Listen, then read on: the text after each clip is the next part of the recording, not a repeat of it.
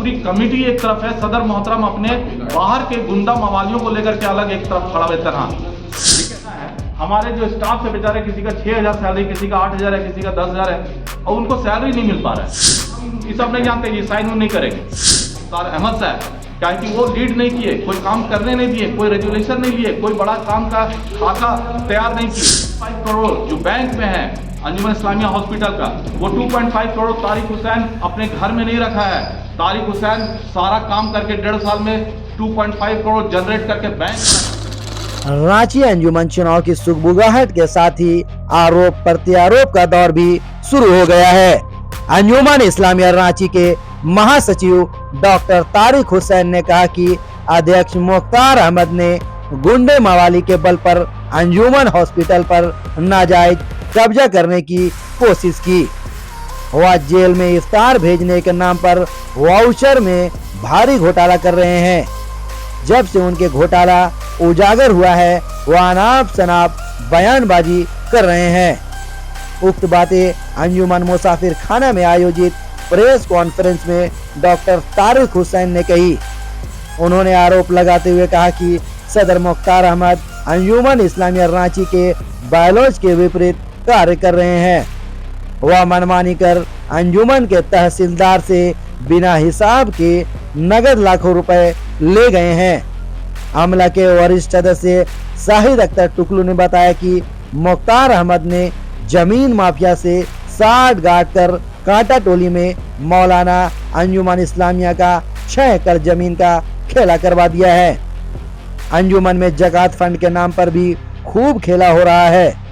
Hospital में अंजुमन के जीते हुए लोग नहीं बल्कि ठेका टेंडर, दवा दुकान और पैथोलॉजी की चाह रखने वाले लोगों की जमवाड़ा लगा है। सदस्यों ने आरोप लगाते हुए कहा कि महासचिव रहते हुए मुख्तार अहमद ने कभी हिसाब किताब नहीं दिया है। उन्होंने नए महासचिव को भी 2.5 साल में महासचिव पद का चार्ज नहीं दिया है। एक तरफ है, सदर मोहतरम अपने बाहर के गुंडा मवालियों को लेकर के अलग एक तरफ खड़ा है तरह। ठीक है, ये हमारा अंजुमन इस्लामिया का चेक है जिससे हम स्टाफ को पेमेंट देते हैं। इस चेक में सदर साहब साइन नहीं कर रहे। 1 तारीख का चेक मेरा बनाया गया है। रमजान का महीना है, हमारे जो स्टाफ से बेचारे, किसी का 6,000 सैलरी, किसी का 8,000 है, किसी का 10,000 है, और उनको सैलरी नहीं मिल पा रहा है। बोलते हैं कि हम ये सब नहीं जानते, ये साइन नहीं करेंगे, तो ये साइन नहीं कर रहे। लेकिन हाँ, आप लोग के माध्यम से आवाम को हम ये बताना चाह रहे हैं कि अल्हम्दुलिल्लाह हम लोग जो काम कर रहे हैं, कमेटी कम से कम इतना कंस्ट्रक्टिव वर्क कर रहे हैं कि आज हम लोग के पास पैसे की कोई कमी नहीं है। अगर कोई बड़ा काम नहीं हो सका तो वो वजह है अंजुमन इस्लामिया के सदर मोहतरम जनाब मुख्तार अहमद साहब, क्या कि वो लीड नहीं किए, कोई काम करने नहीं दिए, कोई रेजुलेशन नहीं लिए, कोई बड़ा काम का खाका तैयार नहीं किए। लेकिन हम लोग जो फंड जनरेट करने का काम था, जो असासा को बचाने का काम था, वो हम लोग किए हैं। आज हम लोग रेजुलेशन पास करके सारे स्टाफ को कैश में सैलरी देंगे इंशाल्लाह। इस बार सैलरी भी देंगे, बोनस भी देंगे और ईद का गिफ्ट भी देंगे। सारे स्टाफ इससे पहले भी दिए। तो सदर साहब सोचते हैं कि हम साइन नहीं करके और इन लोगों को काम में बाधा लाएंगे अंजुमन के काम में, तो ये नहीं होगा। आपकी गलत फहमी है। इंशाल्लाह हम लोग जी जान लगा करके और 1 से 2 दिन के अंदर अपने सारे स्टाफ को सैलरी देंगे। सदर साहब ने कहा कि हॉस्पिटल में 2.5 करोड़ रुपया सीज करा दिया गया, फ्रीज करा दिया गया। ये बहुत इंपॉर्टेंट मुद्दा है, इसको आप लोग समझिए। फैसला आपको ये भी समझना होगा कि हम 1.5 साल अंजुमन इस्लामिया हॉस्पिटल चलाए, 1.5 साल अंजुमन इस्लामिया हॉस्पिटल चलाए। 1.5 साल में हमने 50-60 लाख का ओटी टेबल खरीदा। वहां पर सारे स्टाफ का सैलरी को रीस्ट्रक्चर्ड किया, सबका सैलरी बढ़ाया, पूरा ओटी का रेनोवेशन हुआ है। सामने जो आपको आज ओपीडी बिल्डिंग दिखा कर जो वाहवाही लूट रहे हैं ना, वो हम लोग का देन है। साहिर भाई यहाँ बैठे हुए पूरी बिल्डिंग को पहले वो पूरा प्लेन करवाया गया। साहिर भाई दिन रात काम किए, नायब सदर, हम और बाकी मेंबर लोग बैठ के रेजुलेशन पास किए, L1 का टेंडर निकाले, फिर टेंडर दिए हम लोग, और उसके बाद वहां पर काम शुरू हुआ। तो ये काम भी शुरू किया हुआ हम लोग है, जो आज वो वाहवाही लूट रहे हैं। वो तो वहां पर उसका भी पंदरबाट कर रहे थे, उसको भी पॉलिटिकल इशू बना करके वहां पर पार्टी को फंडिंग का हिसाब किताब अपना कर रहे थे। वो जो बात कहते हैं ना कि पार्टी से हमने फंड पास किया था बीजेपी से, वो बेबुनियाद बात है, इसकी सच्चाई कुछ नहीं है। आप लोग समझिए बात को, ये सिर्फ गुमराह करने का काम करते हैं, इसकी सच्चाई है ही नहीं है। आज जो 2.5 करोड़ जो बैंक में है अंजुमन इस्लामिया हॉस्पिटल का, वो 2.5 करोड़ तारिक हुसैन अपने घर में नहीं रखा है। तारिक हुसैन सारा काम करके 1.5 साल में 2.5 करोड़ जनरेट करके बैंक में रखा ताकि इससे आवाम का काम हो सके, हॉस्पिटल का तरक्यात का काम हो सके। और उसको फ्रीज कराने में सिर्फ और सिर्फ जो नई कमेटी बनी है सदर मोहतरम और उनके नई कमेटी के जो फर्जी कमेटी है उनका हाथ है। इसलिए क्या कि जब उसको डिफ्रीज करने का बात आया, ये तो आवाम में फैला चुके थे कि ये डॉक्टर तारिक उसको बंद कराया है। तो लोग जब पंचायत के सारे लोग एक दिन बैठे, वो डेट था आपको, वो डेट था 30/12/2024 के दिन पंचायत के सारे लोग बैठे, करीब 200 लोग थे और सारे लोग बैठ करके, और फिरोज भाई भी थे यहाँ पर, सारे लोग बैठ करके ये फैसला लिए कि आज जो यहाँ फैसला होगा वो आप लोग को मानना होगा। तो हम लोग कमेटी के सारे लोग बोले कि हाँ भाई मानेंगे, दस्तखत कर दिए हम लोग, सदर साहब मुकर गए साफ साफ। फिर एक वक्त आया कि बोले कि आप रिजाइन कर दिए सारे लोग, हम लोग सब उठ गए रिजाइन करने के लिए, सदर साहब मुकर गए। फिर बोला गया कि बैठिए यहाँ पर, अब फैसला होगा, और बोला गया कि कल अकाउंट को खोलना है। दूसरा है कि ये सारा चीज़ जो है हम लोग के बीच का जो डिस्प्यूट है इसको खत्म कर दिए। उस बीच में हम यहाँ तक बोले कि अगर आपको हमसे कोई परेशानी है तो आपसे आवाम के सामने आपसे माफ़ी मांग लेते हैं, और उससे भी बात अगर नहीं बनती तो हम रिजाइन कर देते हैं, लेकिन बाकी के जो लोग हैं उनके साथ मिलकर आप काम कीजिए। तो वो भी उनको जेब नहीं दिया, क्योंकि हम अकाउंट्स का बात करते हैं। हम ये तभी होगा जब आप अकाउंट्स दीजिएगा। उसके बाद दूसरे दिन जाना था बैंक अकाउंट को खुलवाने के लिए। जब बैंक पहुंचते हैं वहां पर पंचायत के सारे पंचायत के सदर थे, मुफ्ती तलहा नदवी साहब थे और एजाज गद्दी साहब थे और बाकी समाज के बहुत लोग थे, और हमारे मजलिस आमला के मेंबर थे, मैं था, शाहिद मास्टर जो ज्वाइंट सेक्रेटरी वो भी थे। बैंक मैनेजर सबके सामने एक ही बात बोला कि इनके लेटर से कोई फर्क नहीं पड़ेगा, क्योंकि इनके लेटर से बंद हुआ ही नहीं है। अकाउंट जो फ्रीज हुआ है वो जो फर्जी कमेटी आई थी उसके द्वारा सदर मोहतरम के द्वारा वहां से एक लेटर भेजा गया था कि now these people are the signatory, और पुराने जो सिग्नेटरी है उसको हटा दिया गया। तो बैंक ने बोला ऐसे तो हम नहीं कर सकते हैं, हम पुराने सिग्नेटरी का एनओसी चाहिए हमको पहले, तो हम एनओसी कैसे देंगे, वो तो जबरन वहां पर कब्जा किया गया था, तो हमने एनओसी दिया नहीं। तो बैंक उनके लेटर को आधार बना करके और अकाउंट को फ्रीज कर दिया। ये बात हम नहीं कर रहे हैं, ये बात पंचायत के सारे सदर गए थे वहां पर, मुफ्ती तलहा नदवी गए थे वहां पर, जहां पर बहुत सारे लोग थे, उस सब के सामने बैंक मैनेजर ने ये बात कहा। फिर बैंक मैनेजर कहता है कि आप सिंपल एक लेटर लिखिए जिस पे दोनों साइन कर दीजिए कि कोई डिस्प्यूट नहीं है, और जो जैसे था वैसे ही रहेगा, अकाउंट हम कल इसको अनफ्रीज कर देंगे। तो और ये कमेटी का डिसीजन है जिसमें उन्होंने साइन करने से मना कर दिया, और बैंक का जो बैंक मैनेजर को जो बोला था कि लिख के दीजिए लेटर, वहां भी लिखने से इनकार कर दिया। तो हम कैसे गुनाहगार हुए, हम कैसे फ्रीज किए? फ्रीज तो आपने करवाया और आप खोलने से भी इनकार कर रहे हैं, तो ये भी बात उनकी पूरी तरह से गलत है। मदरसा इस्लामिया में जो भी रेजुलेशन लिया जाता है उसको चलने नहीं देते। ये मदरसा इस्लामिया में जब भी रेजुलेशन होता है, चूंकि वो अध्यक्ष मदरसा इस्लामिया के हैं, तो बोलते हैं कि अध्यक्ष के बिना कोई रेजुलेशन पास नहीं होगा।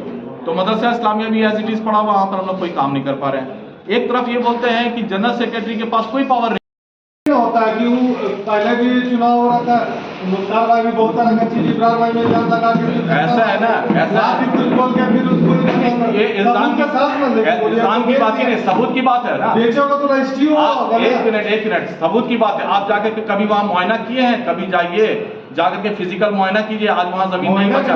आप इल्जाम लगा रहे हैं। मौलाना आजाद कॉलेज की जमीन थी कि नहीं थी? 6 एकड़ जमीन थी मौलाना आजाद कॉलेज की। बेचा कौन बेचा, उसका रजिस्ट्री होगा, कौन खरीदा, सब है ना। कॉम्प्रोमाइज कर लिया गया उसमें। मुझे लगता है कि वरिष्ठ बने अमला के सदस्य हैं, दोनों मामले को जाहिद अख्तर साहब यह चुटिया कब्रिस्तान में कब्रिस्तान की जमीन को जाके रुकवाना हो काम को, तो हम ही जाके रुकवाते थे और रुकवाएं भी है। मगर यहाँ जब हम लोग की कमेटी जब 2022 के बाद जब हम लोग पुराने सदर जनाब इब्रार अहमद साहब के ऊपर केस हुआ हरिजन थाना में, तो पासवान जी जो अपने आप को ज़मीन का दावा करते थे कि ये ज़मीन हमारा है, और हम लोग दावा करते थे ये हमारी ज़मीन है। हमने कई एक बार जाकर वहाँ 144 भी लगाया, 107 भी खाया, और उसके बावजूद भी है वहाँ कई एक बार काम लगा, काम को हम लोग बंद भी करा। ठीक है, तो हम लोग अपना 2022 तक वहाँ काम किसी कीमत पे नहीं होने दिया, समझे। इसके चलते पुराने सदर के ऊपर केस हुआ है, समझे, हरिजन थानों पे। अब उसके बाद जब चुनाव हो गया, चुनाव होने के बाद कुछ दिनों के बाद, समझे, जिस आदमी से हमारा उस ज़मीन का केस चल रहा था, उसी आदमी को मौलाना आज़ाद कॉलेज में बुलाकर एक सम्मानित किया गया। ये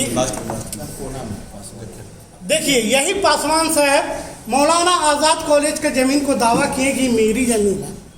और यहाँ मौलाना आज़ाद कॉलेज के जनरल सेक्रेटरी जो बोलते हैं इम्तियाज़ अली साहब, और अभी जो भी कमेटी के लोग अपने आप को बोलते हैं कि हम मौलाना आज़ाद कॉलेज को चलाते हैं, तो वो लोग बुला कर ये सम्मानित कर रहे हैं, ये सम्मानित कर रहे हैं।